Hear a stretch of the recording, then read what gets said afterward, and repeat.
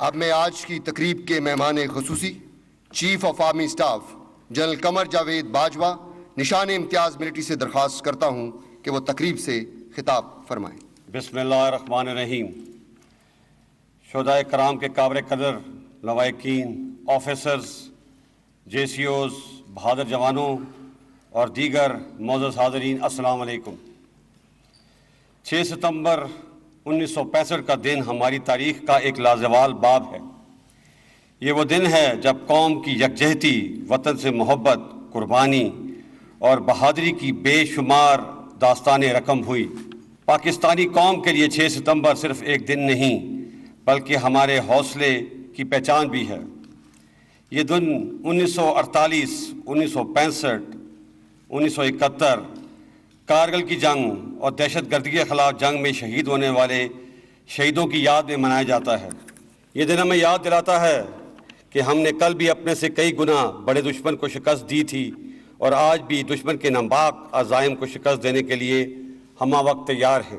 آج بھی ہم اپنی آزادی کی حفاظت اپنے خون سے کر رہے ہیں، اسی لیے آج ہم اپنے شہداء اور غازیوں کے عظیم کارناموں کو یاد کرنے اور ان کی قربانیوں کو خراج تحسین پیش کرنے کے لیے یہاں موجود ہیں۔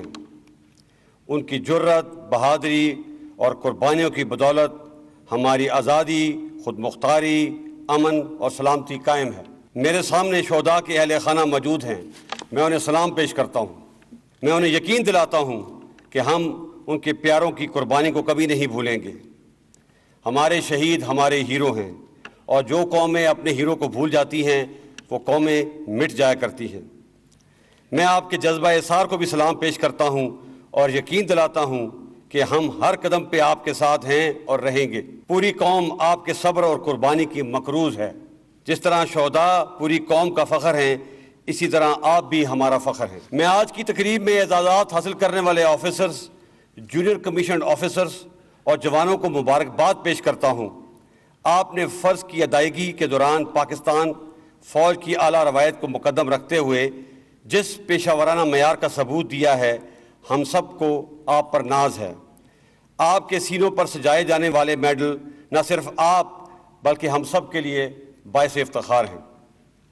خواتین و حضرات، مملکت پاکستان اور عظیم پاکستانی قوم ایک علیحدہ اسلامی تشخص کے نظریے کی علمبردار ہے۔ اسی بنیاد پہ ہم نے آزادی حاصل کی اور یہی ہمارے آج اور کل کی پہچان ہے۔ ہمارے دشمن اس شناخت کو مٹانے کے لیے لگاتار سازوں کا جال بنتے آئے ہیں، لیکن الحمدللہ افواج پاکستان اور قوم نے جذبہ ایمانی سے سرشار ہو کر ان کی ہر چال کو ناکام بنایا ہے۔ وطن کی آزادی اور سلامتی ہمارا نصب العین ہے۔ اس مشعل کو ہمارے اساف نے اپنے خون سے جلائے رکھا ہے اور ہم بھی اسے روشن رکھنے کے لیے پرعزم ہیں۔ میرے بہادر سپاہیوں، پاک فوج جیسی دلیر اور بہادر سپاہ کی کمان کرنا میرے لیے بہت بڑا اعزاز ہے۔ ہمارا ہر افسر اور جوان اپنی پیشہ ورانہ صلاحیتوں، اعلیٰ نظم و ضبط اور اصرار کی بدولت ایک ایسی فوج کی نمائندگی کرتا ہے جس کی صلاحیتوں کو دنیا نے بھی تسلیم کیا ہے۔ سرحدوں کے محافظ ہوں یا دہشت گردی، قدرتی آفات کا سامنا ہو یا تعمیر وطن کے فرائض، پاک افواج اپنی قوم کی حفاظت اور خدمت کو ایک انتہائی مقدس فریضہ سمجھ کر انجام دیتی ہے۔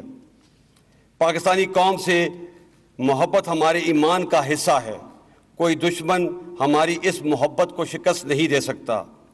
اسی طرح پاکستانی قوم کی پاکستان افواج سے محبت لازوال ہے۔ ان کا اعتماد غیر متزلزل ہے۔ میں ان تمام جذبوں کو سلام پیش کرتا ہوں۔ میرے بہنوں اور بھائیوں، اس موقع کا فائدہ اٹھاتے ہوئے میں آپ کی توجہ ایک اور چیلنج کی طرف مبذول کرانا چاہتا ہوں، اور یہ چیلنج 5th جنریشن یا ہائیبرڈ وار کی صورت میں ہم پر مسلط کی گئی ہے۔ اس کا مقصد ملک اور افواج پاکستان کو بدنام کر کے انتشار پھیلانا ہے۔ ہم اس خطرے سے بخوبی آگاہ ہیں۔ اس جنگ کو جیتنے میں بھی انشاءاللہ ہم ضرور کامیاب ہوں گے۔ معزز حاضرین، گزشتہ 20 سالوں میں ہم بڑی آزمائش سے گزرے ہیں۔ مشرقی اور مغربی سرحدوں پہ حالت جنگ کا سامنا رہا، زلزلے اور سیلاب جیسی آزمائشیں بھی درپیش رہیں۔ دہشت گردی اور شدت گردی کے خلاف ہم نے اعصاب شکن جنگ لڑی۔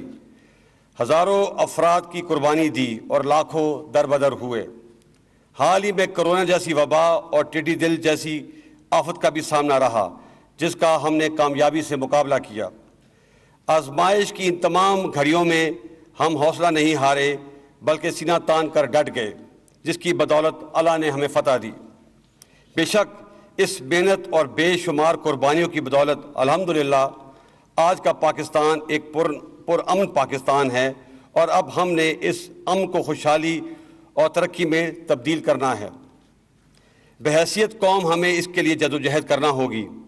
اتحاد، ایمان اور تنظیم کے اصولوں کو اپنانا ہوگا، اور اپنے قائد کے فرمان کام اور بس کام کو اپنانا ہوگا۔ خواتین و حضرات، افواج پاکستان نے اقوام متحدہ کی امن فوج کا حصہ بن کر دنیا کے مختلف علاقوں میں قیام امن کے لیے بہت سی قربانیاں دی ہیں، جس کی دنیا متعارف ہے۔ ہم پوری دنیا اور بالخصوص اپنے خطے میں امن کے خواہاں ہیں۔ افغانستان میں قیام امن کی کوششوں میں پاکستان کا کلیدی کردار اس کا منہ بولتا ثبوت ہے۔ تاہم ہمارے ہمسایہ ملک ہندوستان نے ہمیشہ کی طرح ایک غیر ذمہ دارانہ رویہ اختیار کر رکھا ہے، خاص طور پہ مقبوضہ کشمیر کی خصوصی حیثیت کو ختم کرنے کے غیر قانونی اقدام کے بعد خطے کے امن کو ایک مرتبہ پھر شدید خطرات سے دوچار کر دیا ہے۔ اس میں کوئی شک نہیں کہ جموں کشمیر بین الاقوامی طور پہ تسلیم شدہ مسئلہ ہے۔ اس حوالے سے ہم کسی بھی یک طرفہ فیصلے کو تسلیم نہیں کرتے۔ بانی پاکستان قائد اعظم محمد علی جناح نے کشمیر کو پاکستان کی شہ رگ قرار دیا تھا۔ میں واضح کر دینا چاہتا ہوں کہ ان کے اس قول کا ہر لفظ ہمارے لیے اہم اور ایمان کا حصہ ہے۔ اس حوالے سے ہم کسی بھی لچک کا مظاہرہ نہیں کریں گے۔ ہمیں نہ تو نئے حاصل شدہ اسلحے کے انبار سے مرغوب کیا جا سکتا ہے، اور نہ ہی ہم پہ کوئی دھمکی اثر انداز ہو سکتی ہے۔